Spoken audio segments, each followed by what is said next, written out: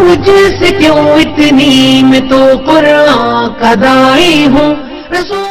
خطبے جمعہ نہیں دیے جائیں گے، باقاعدہ اعلان کیا گیا حکومت کی طرف سے، علماء نے اس کو رجسٹر کیا، اعلاف علماء نے، اور کہا کہ ہاں آپ خطبات گاؤں کے اندر نہیں، گاؤں کے اندر خطبات کا کوئی کام نہیں۔ گاؤں کو جب کہ آپ دیکھیں گے تو شہر سے زیادہ آپ کو ہندوستان کے اندر گاؤں نظر آئیں گے۔ جب گاؤں زیادہ ہے تو وہاں پہ لوگ بھی زیادہ ہے، اور جب خطبے سے آپ نے محروم کر دیا، وہ دوہری پڑھ رہے ہیں جمعے کے دن بھی، تو وہ اس نعمت سے محروم ہو گئے، دین سے محروم ہو گئے۔ کیا کس نے؟ انہی احراف نے، جن کے بارے میں لوگ کہتے ہیں تھوڑی نرمی برتی جائے، برتی ہے آپ نرمی، پوچھے گا اللہ آپ سے۔ دوسری چیز کہ اگر شہروں میں بھی خطبہ جمعہ ہوا ہے تو وہ صرف عربی زبان کے اندر، صرف عربی، 2 سے 4 منٹ میں، آج بھی وہ رواج کسی مسجد میں آپ کو مل جائے گا، 2 سے 4 منٹ خطبہ دیا، کیا امام صاحب نے کہا خود امام صاحب کو نہیں پتا، کیونکہ وہ تو کتاب دیکھ کر پڑھا۔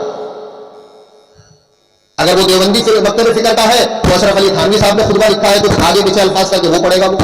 اگر وہ احمد رضا خان صاحب کا ماننے والا ہے تو وہ احمد رضا خان صاحب نے بھی خطبہ لکھا ہے، کچھ آگے پیچھے الفاظ کر کے جس میں چاروں خلفاء کا بھی نام آتا ہے، تو وہ پڑھے گا، اور 2 منٹ میں پڑھ کے کام خراب۔ تو پہلا کام کہ گاؤں کو خطبوں سے محروم کر دیا گیا۔ دوسرا معاملہ کہ صرف عربی زبان کے اندر خطبے کو باقی رکھا گیا، باقی خطبے کی روح جو تھی وہ ختم کر دی گئی۔ عربی میں ہے، اردو میں کوئی مطلب نہیں کہ 8 دن میں آ رہے ہیں مسجد میں لوگ، ان کو کیا سمجھانا ہے کیا بتانا ہے، جو ہمارے رسول کا طریقہ تھا، کوئی مطلب نہیں۔ تیسرا معاملہ یہ ہوا جو کہ دیوبندی مواتیوں نے کیا، اور آج یہ پورے دیوبندیوں کے اندر شامل ہے، کہ خطبے 2 کی جگہ 3 کر دیے گئے، اور دین میں کوئی نیا کام ایجاد کرنا کیا ہے؟ بدعت ہے۔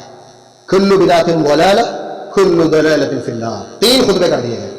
اب جب آپ کسی ایسی مسجد میں جائیں گے جہاں دیوبندیت کا ہول ہے مسجد کے اوپر، تو پتہ ہے کیا ہوگا وہاں پر امام صاحب مسجد میں پہنچیں گے تو تقریر کر رہے ہوں گے بیٹھے ہوئے، یہ پہلا خطبہ ہو گیا، کیونکہ جمعے کے دن صرف 2 خطبوں کی اجازت ہے اللہ کے نبی صلی اللہ علیہ وسلم کی جانب، پہلا خطبہ دیا انہوں نے۔ اس کے بعد 10 سے 15 منٹ رہ جائیں گے نماز کھڑی ہونے میں، تو وہ لوگوں سے کہیں گے آپ سنت ادا کر لیں، اور وہی سنتیں پڑھوائی جا رہی ہیں جو ظہر کی نماز میں پڑھوائی جاتی ہے، شروع میں 4 انا للہ و انا الیہ راجعون، جبکہ اس کے اوپر کوئی صحیح سند کے ساتھ روایت موجود نہیں ہے کہ متعین کر کے آپ کو شروع میں رکعتیں پڑھنا ہے، کوئی روایت موجود نہیں، بلکہ سنتیں جب پڑھنے کا کوئی ذکر ہی نہیں ہے، بلکہ رکعت کا ذکر ہے کہ جتنی چاہے آدمی رکعت پڑھ سکتا ہے 2 سے 10 کے بیچ۔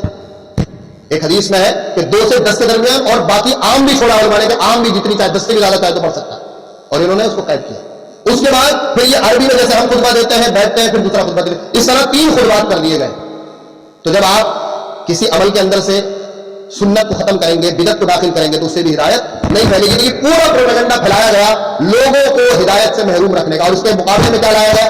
آج بھی آپ دیکھ لیں تبلیغی جماعت کے افراد خطبے کو کوئی ویلیو نہیں ہے، ان کے خطبے کی کوئی ویلیو نہیں ہے۔ ان کی ویلیو کس چیز کی ہے؟ ان کی ویلیو اس چیز کی جو یہ اثر کے بعد بات کرتے ہیں، جو یہ مغرب کے بعد بات کرتے ہیں، جو یہ مسجد کے باہر کھڑے ہو کے بات کرتے ہیں، جو یہ لوگوں سے ملاقاتیں کر کے بات کرتے ہیں، ان کے یہاں اس کی تو ویلیو ہے، ٹھیک ہے، اچھی بات ہے، ہونا چاہیے، لیکن جو اللہ کے نبی جناب محمد رسول اللہ صلی اللہ علیہ وسلم کا ایک طریقہ کار رہا، اسلام نے جس کو فرض قرار دیا، جو کہ جڑ بتائی لوگوں کی اصلاح کی، اس سے لوگوں کو محروم کر دیا، اس سے لوگوں کو محروم کر دیا گیا۔ یہ تو شکر منائیے آپ، یہ شکر منائیے آپ کے پاس دین اس شکل میں پہنچا ہے جس شکل میں دین اللہ اور اس کے رسول کے اوپر آیا تھا، اللہ نے رسول کے اوپر نازل کیا تھا۔ آپ مبارکباد کے مستحق ہیں، اور جتنا بھی شکر اللہ کا ادا کریں اتنا کم ہے۔ آپ کے پاس کیا پہنچا؟ آپ کے پاس کسی چیز کا نچوڑ نہیں پہنچا، باقاعدہ اصلی مغز پہنچا ہے، آپ کو اصلی چیز پہنچی ہے۔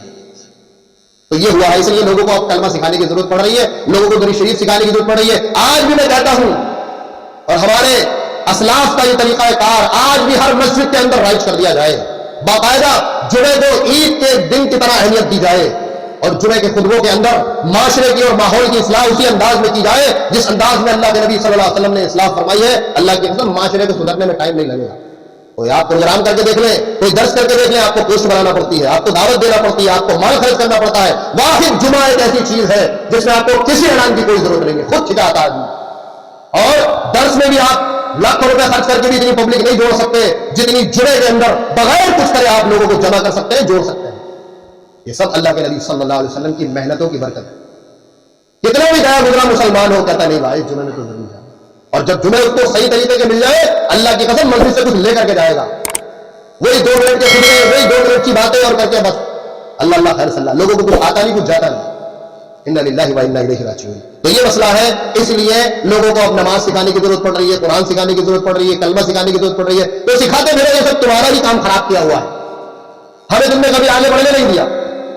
آج بھی وہ ہندوستان میں جگہیں موجود ہے جہاں رفع الیدین کرنے پر لوگوں کے ہاتھ توڑ دیے گئے، انگلیاں ہلانے پر لوگوں کی انگلیاں توڑ دی گئی۔ ہاں، تمہاری مسجدوں کو ڈھا دیا گیا اس وجہ سے کہ تم قرآن و سنت کو ماننے والے ہو، تمہیں بڑھنے کر دیا آگے، تمہارے پیروں کو کچلا گیا، تمہارے پر ناجائز مقدمے لگائے گئے، تمہارے پر کیس درج کیے گئے، تمہارے بارے میں سوشل بائیکاٹ کے اعلانات کیے گئے مسجدوں سے کہ ان کی بہن بیٹیوں سے نکاح کرنے کی کوئی ضرورت نہیں ہے۔ اختلاف ہم کر رہے ہیں، ہم اختلاف کر رہے ہیں، ہم یہ کہہ رہے ہیں کہ اللہ کا جو حکم ہے وہ تم بھی مانو اور ہم بھی مانیں، ہم یہ کہہ رہے ہیں کہ جو رسول کا طریقہ ہے اسے تم بھی لو اور ہم بھی لیں۔ تم اپنی کتابوں کو آگ لگا دو، ہم اپنی کتابوں کو آگ لگا دیتے ہیں، تم اپنے بزرگوں کی طرف مت بلاؤ، ہم اپنے بزرگوں کی طرف نہیں بلائیں گے۔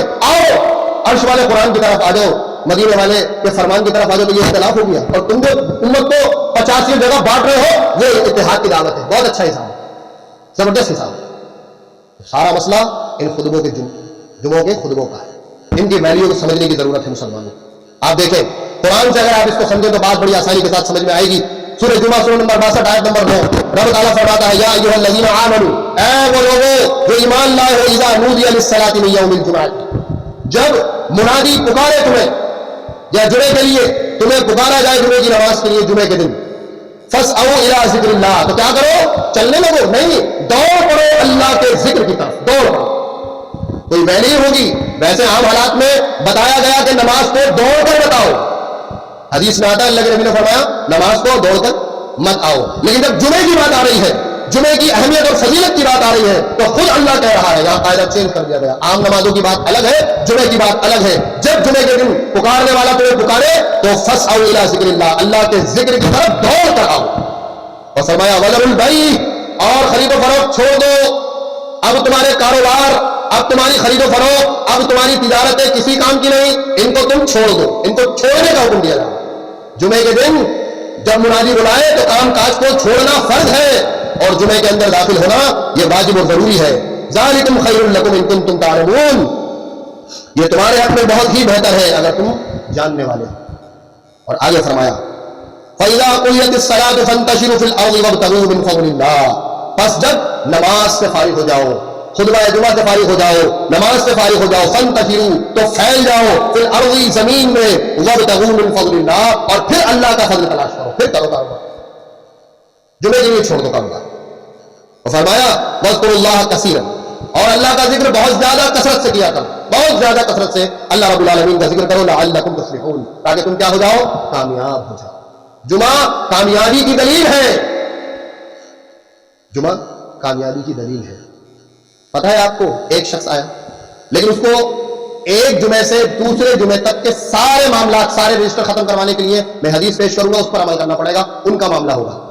اور دیکھو ایک صاف بات میں آپ کو بتاؤں، اذان کے بعد جو لوگ آتے ہیں اکثر پچھلے جمعے سے اب تک تیاری کر رہا ہوں اس پر میں، اکثر کیوں اتنی میں تو قرآن کا داعی ہوں، رسول اللہ